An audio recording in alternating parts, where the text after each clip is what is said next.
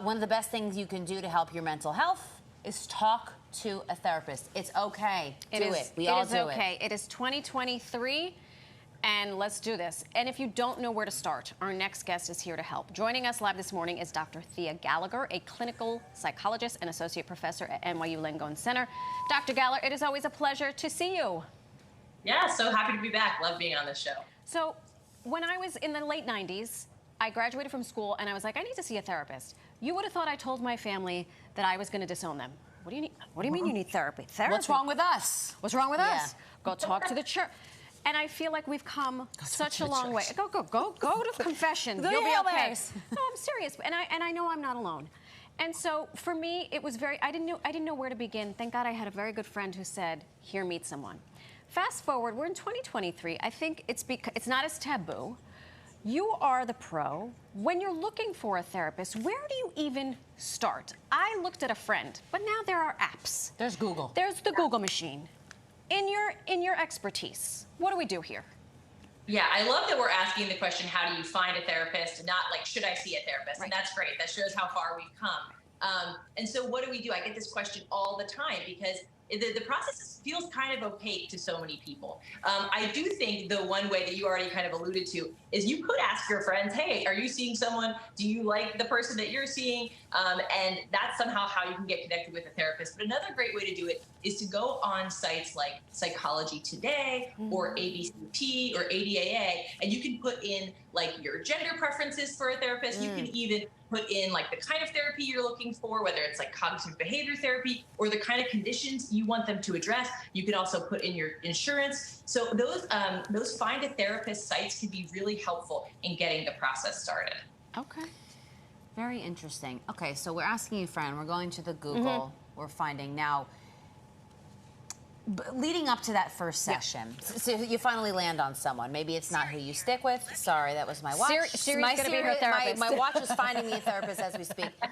What do you do? Do you have to prepare in some sort of way? Anything you need to know? Anything you should do? No, it's great. You just bring you bring your full self, and that can be so hard.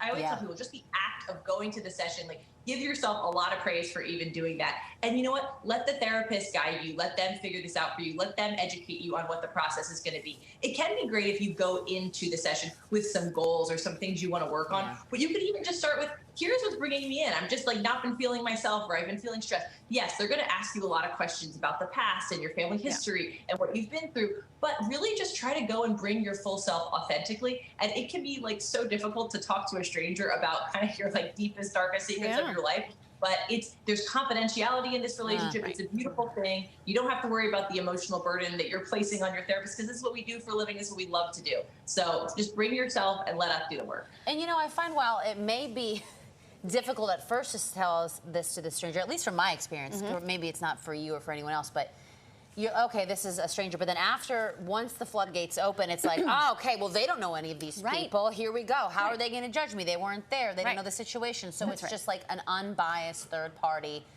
wall that you can just bounce everything off, throw everything at. So I feel like... And that can be so freeing once you have that, and you don't have to worry about their feelings. I say there's such a unique relationship. Even for parents with teens, I know sometimes they're like, why won't my teens talk to me? And I'm like, it's so great when they can have another person to just kind of bounce things off of, get that perspective, and then they're going to come back to the relationships that they have in their life with a renewed perspective and maybe some skills and tools and better ways to handle things. So, okay, let's say you're watching this at home. You've decided, all right, I'm going to go to this therapist. I found a therapist. What should you expect on your first therapy session? Because my experience with my friends who I have encouraged over the years, they're like, I went twice. I'm good.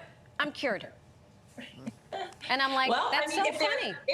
If their therapist told them that they're cured or that they don't need therapy, that would be interesting. But maybe they don't, you know? So I think what you can expect, though, is that, you know, there's going to be different styles with how people do things. But the first session is really about getting to know you, getting to know a lot of questions about yourself, where you're at in life, what you're up to, a little bit about your mental health history, if you have a mental health history, to note, again, getting a little bit into your family history. And emotions might get brought up for you, and that's something I always tell people. Like, it might be a lot to be kind of talking about all this stuff, because we kind of go on with our days and we talk about our work and our lunch, and so to really get into some of the deeper stuff can bring up some strong emotions. But remember, this is a process, and you're just beginning the process, and it's definitely going to take some time to kind of build that trust and connect and start to get into more of the work that you want to be doing. I always say, when your world is falling apart, that means therapy's working. I'm serious, from my own experience. You're digging up everything's coming to the surface, and it's all stuff. right there. Oh my God, I cried for a lot of it. Can we go back just so that we're patently clear? Your thoughts on seeing the same therapist as your friends?